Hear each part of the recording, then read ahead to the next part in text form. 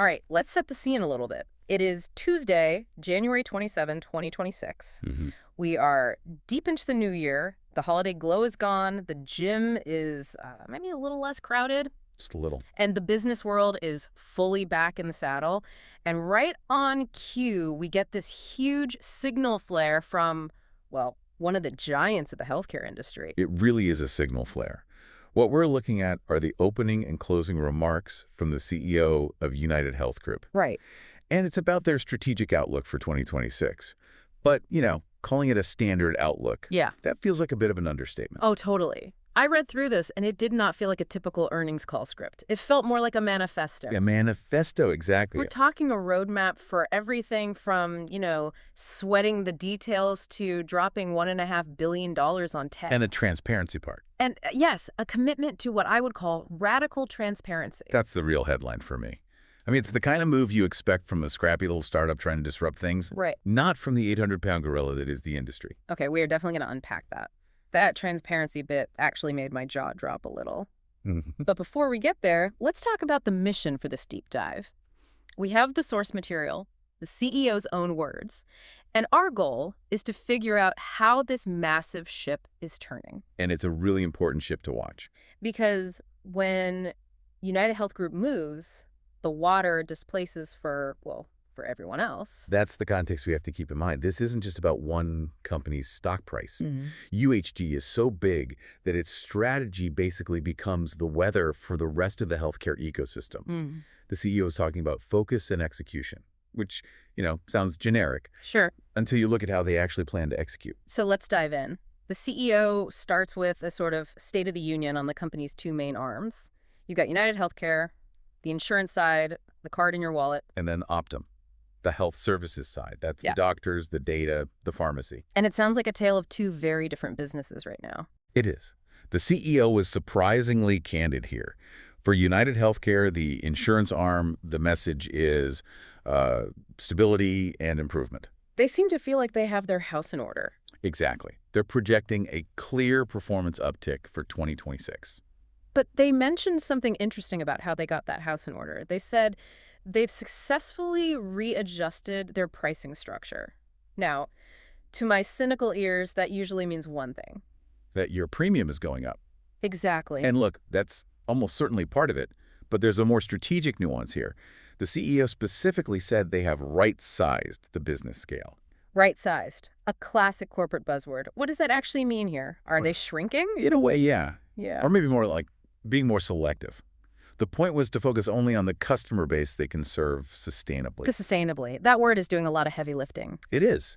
I mean, think of it this way. In the insurance game, you're always tempted to chase growth. Just get members. More members, more money. But if you grab a segment of the market where, say, the regulations are messy, or the patient population costs way more to treat than the premiums you're allowed to charge, well, then you're just losing money on every new person you sign up. So right-sizing is a polite way of saying they're cutting loose the unprofitable parts of their business. Essentially. They're walking away from bad business. It's a move toward discipline. They're saying they'd rather be slightly smaller and profitable than huge and bleeding cash. Okay, so the insurance side is getting lean, disciplined.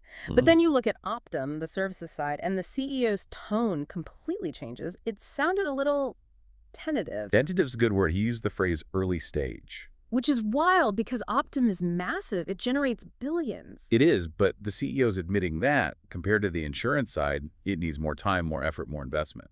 Calling it early stage is basically saying it's not fully cooked yet. They mentioned new leadership is in place to drive operational improvements. That's usually code for we need to fix this thing. Precisely. You have to remember, Optum grew by buying things.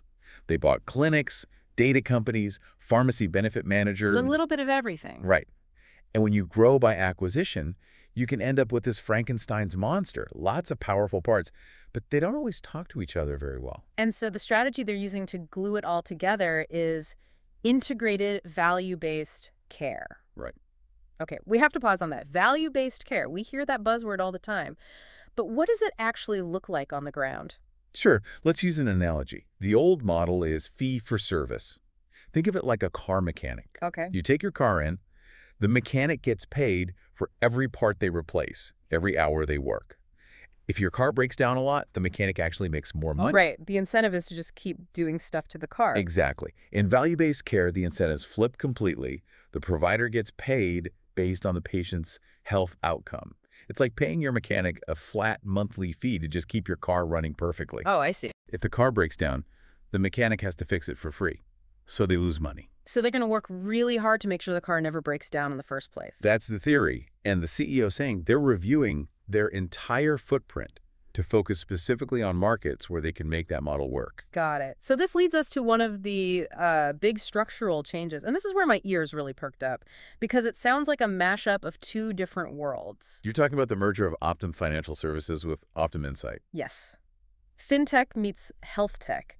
The CEO said they're combining them to bring healthcare technology and financial technology talent together.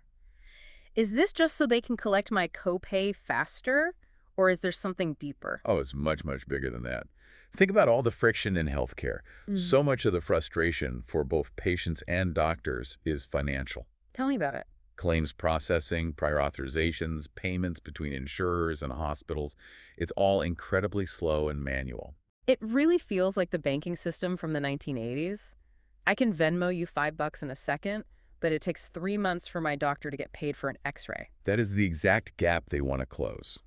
Optum Insight is their data and analytics division. So they have a clinical information. Right. And Optum Financial handles the money. Oh. By merging them, they're trying to innovate at that intersection. So if you have the data on what treatments work, that's the insight part, and you control the payment rails, the financial part, you can create some really smooth automated systems. That is the absolute goal. Imagine a world where a doctor prescribes a medication and the system instantly checks the clinical data, approves the coverage, and arranges the payment in, milliseconds, like a credit card transaction. That would be a game changer. And it's not just for them. It's about becoming indispensable to hospitals and doctors. It's a real health fintech hybrid play. They're realizing that in healthcare, money is just another form of data. I love that. Money is just another form of data. Okay, so they're merging teams, but they're also spending some serious cash. Let's talk about the big number. The $1.5 billion. Yeah. In the source text, it was cited as about 2 trillion Korean won, which comes out to roughly 1.5 billion US dollars for 2026 alone. And they plan to invest at least that much again in 2027. This isn't just keeping the lights on money. This is building a whole new foundation money. The CEO called it a rapid but deliberate adoption of modern intelligent technology. I like that phrasing. Rapid but deliberate. Well, they have to be deliberate. In consumer tech, if your app crashes, it's just annoying. Right. In healthcare, if your AI hallucinates a diagnosis or denies a critical surgery by mistake, people get hurt. Yeah, the stakes are a little higher. The objectives listed were simplicity, speed, and certainty. Certainty is a word I wish I associated more with my healthcare experience. I think we all do. But here's the strategic nugget that connects back to that fintech merger we just talked about. The CEO explicitly said these innovations are not just for internal use. Oh, really? So they're not just building this to run their own insurance company better? No. They're building this tech to serve as the foundation for external services offered through Optum Insight. They want to build the operating system for the rest of the healthcare system. Ah, okay. So it's the Amazon Web Services model. Amazon built massive servers to run their own store and then realized, hey, everyone else needs servers too. Let's rent ours out. That's it, exactly. So that $1.5 billion isn't just an expense. It's R&D for future products they can sell to other hospitals, other insurers. That is the long game. Very smart. But, and this is the big pivot, you can have the best tech in the world, but it doesn't matter if nobody trusts you. And that brings us to what I think is the most significant part of these remarks. The trust offensive. I was honestly shocked by this section. It starts with something that sounds like damage control, independent reviews. Right. They started them back in December for their pharmacy services and care management practices. And the recommendations are due by March 2026. That timeline feels urgent. Very. But then comes the really big move. The data dump. I mean, listen to this list. Starting this year, they are pledging to publicly release data on prior authorization rates, claims approval rates. Let's just pause there. Prior authorization rates. That is the deny rate. Yes. That is the number that tells you how often the insurance company says no to a patient's request for care. Why on earth would they voluntarily publish that? It feels like handing your critics a loaded gun. It's a huge gamble. Yeah. But think about the narrative right now. The public and politicians assume insurers deny care constantly and arbitrarily. Sure. By publishing the data, they're betting on two things. One, that the actual data is better than what people think it is. So they're betting the reality is we actually say yes 98% of the time, you just only hear about the 2%. Exactly. But two, and this is more important, it forces internal accountability. If you know you have to publish your deny rate every quarter, you are going to make damn sure that rate is defensible. It forces the company to be good because the world is watching the scoreboard. Right. It's an external forcing function for internal discipline. But they didn't stop there. No, they didn't. They also mentioned rebate practices. And for anyone listening, rebates in healthcare aren't like sending in a coupon for a toaster. Not at all. This is the murky world of drug pricing. It's basically the kickback a drug company pays to a middleman to get their drug on the insurance company's preferred list. And critics have been screaming for years that this system just drives up prices. Correct. It's the black box of the industry. For UnitedHealth, which owns one of the biggest middlemen, to say we're going to show you how this works is, well, it's disruptive. It's a bold move. It feels like they've realized you just can't hide behind proprietary information anymore. People are too suspicious. Transparency is the new currency of trust. The CEO used the phrase rebuild trust. They know it's been eroded. You don't do this unless you feel you have a reputation deficit you need to fix. The old sunlight is the best disinfectant strategy.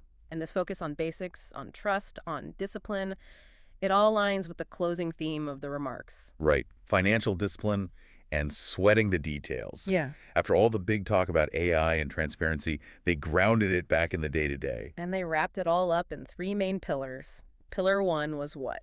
Refocusing on mission and culture. Which sounds fluffy, but it's about reminding the workforce why they're there, to help people live healthier lives. Pillar two, intelligent technology. That's our $1.5 billion bet. Speed, simplicity, certainty. And pillar three, trust and transparency. The reviews and the data dump. It's a pretty solid structure. Culture, tech, trust. And the CEO ended on a note of resilience, acknowledging past difficulties, a little nod to some of the pressures of previous years, but expressing confidence that these measures are going to work. It was a message of stabilization. We have a plan, and now we execute. It felt very disciplined. Disciplined is the word of the day for sure. So if we step back from this 2026 vision, what are we really seeing? We see United Healthcare stabilizing, cutting the fat. We see Optum rebuilding, merging finance and health tech. We see a massive check being written for AI. And we see the doors being thrown open on data. It's a pivot from pure expansion to optimization and accountability. They're not just trying to get bigger anymore. They're trying to get tighter, smarter, and more honest. It's going to be a fascinating year to watch. You know, usually when a CEO says focus and execution, I kind of tune out. Me too. But here, the execution involved showing the world your report card. That takes guts. It does. And it completely changes the competitive landscape. Which brings me to the thought I want to leave everyone with today. We talked about this transparency piece, publishing claims, approvals, pricing, rebates. UnitedHealth Group is the market mover. They are. Where they go, the market tends to follow. So here's the question. If the industry leader starts publishing their secrets, their deny rates, their rebate structures, what happens to everyone else? That is the billion-dollar question, isn't it? Can the other big insurers afford to just stay silent? I don't think they can.